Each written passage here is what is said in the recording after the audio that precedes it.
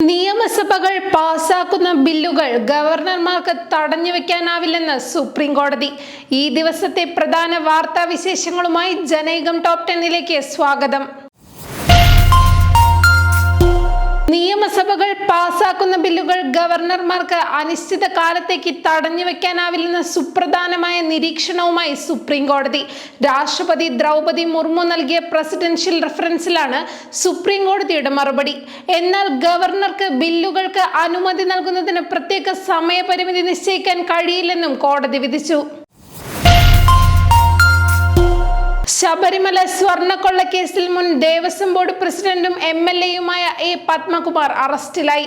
സ്വർണ്ണക്കൊള്ള നടന്നത് പത്മകുമാറിന്റെ അറിവോടെയാണെന്ന് കണ്ടെത്തിയതിനെ തുടർന്നാണ് അറസ്റ്റ്. ഇതോടെ ശബരിമല സ്വർണ്ണക്കൊള്ളയുമായി ബന്ധപ്പെട്ട കേസിൽ അറസ്റ്റിലാകുന്നവരുടെ എണ്ണം 6ആയി. സ്പോൺസർ ഉണ്ണികൃഷ്ണൻ പോറ്റി, മുൻ അഡ്മിനിസ്ട്രേറ്റീവ് ഓഫീസർ മുരാരി ബാബു, മുൻ തിരുവാഭരണ കമ്മീഷണർ KS ബൈജു, മുൻ executive officer D. Sudheesh Kumar, മുൻ ദേവസ്വം കമ്മീഷണർ N. വാസു എന്നിവരാണ് നേരത്തെ അറസ്റ്റിലായത്.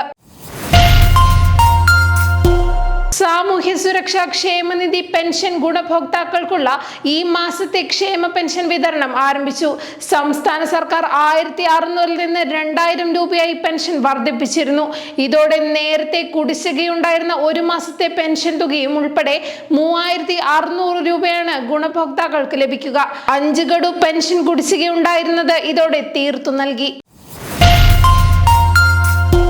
പൊതുവിദ്യാഭ്യാസ വകുപ്പിന് കീഴിൽ ഹയർ സെക്കൻഡറി വിദ്യാഭ്യാസത്തിന്റെ ചുമതലയുള്ള ഓഫീസുകളിൽ ഓപ്പറേഷൻ ബ്ലാക്ക് ബോർഡ് എന്ന പേരിൽ വിജിലൻസ് നടത്തിയ റെയ്ഡിൽ വ്യാപക ക്രമക്കേട് കണ്ടെത്തി.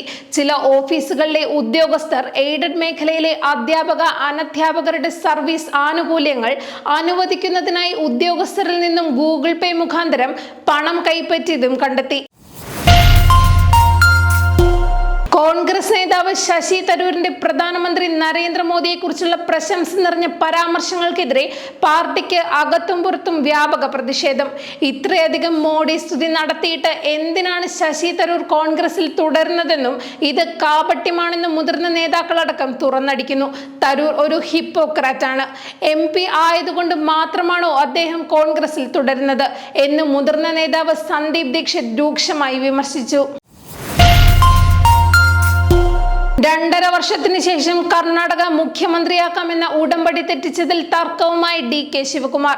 ഇതിനെ തുടർന്ന് PCC പ്രസിഡന്റ് സ്ഥാനം ഒഴിയാൻ അദ്ദേഹം ഹൈക്കമാൻഡിൽ സന്നദ്ധത പ്രകടിപ്പിച്ചതായാണ് സൂചന. കഴിഞ്ഞ ദിവസം മുഖ്യമന്ത്രി സിദ്ധരാമയ്യക്കെതിരെ അദ്ദേഹം വിമർശനവുമായി രംഗത്ത് വന്നിരുന്നു.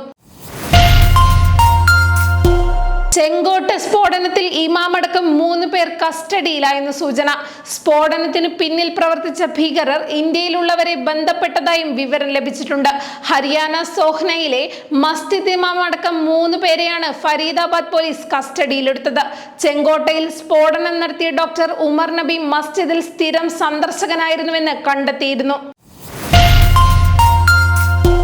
റിലയൻസ് ഗ്രൂപ്പ് ചെയർമാൻ അനിൽ അംബാനിയുടെ ഉടമസ്ഥതയിലുള്ള 1400 കോടി രൂപയുടെ ആസ്തികൾ എൻഫോഴ്സ്മെന്റ് ഡയറക്ടറേറ്റ് കണ്ടുകെട്ടി.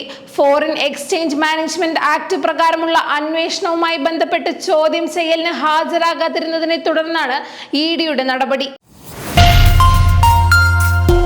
കോൺഗ്രസിലെ സീറ്റ് വിഭജന തർക്കത്തിന് പിന്നാലെ തമ്മിലടിച്ച് നേതാക്കൾ. കാസർഗോഡ് DCCയിൽ നേതാക്കൾ തമ്മിൽ കൂട്ടയടി.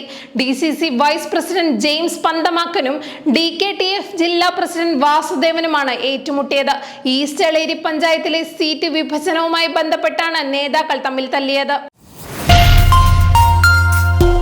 സുഡാനിലെ യുദ്ധം അവസാനിപ്പിക്കാൻ സഹായിക്കുമെന്ന് US president Donald Trump. Saudi കിരീടാവകാശി മുഹമ്മദ് ബിൻ സൽമാന്റെ അഭ്യർത്ഥനയെ തുടർന്നാണ് ട്രംപിന്റെ തീരുമാനം. തങ്ങൾ വിഷയത്തിൽ പ്രവർത്തിക്കാൻ തുടങ്ങിയെന്ന് സൗദി നിക്ഷേപ സമ്മേളനത്തിൽ സംസാരിക്കവേ ട്രംപ് പറഞ്ഞു. ജനൈകം ടോപ്പ് 10 ന്യൂസിലൂടെ വീണ്ടും കാണാം. കൂടുതൽ വാർത്തകൾക്കും വിശേഷങ്ങൾക്കുമായി ജനൈകത്തിന്റെ വെബ്സൈറ്റ്, YouTube ചാനലുകൾ സന്ദർശിക്കുക.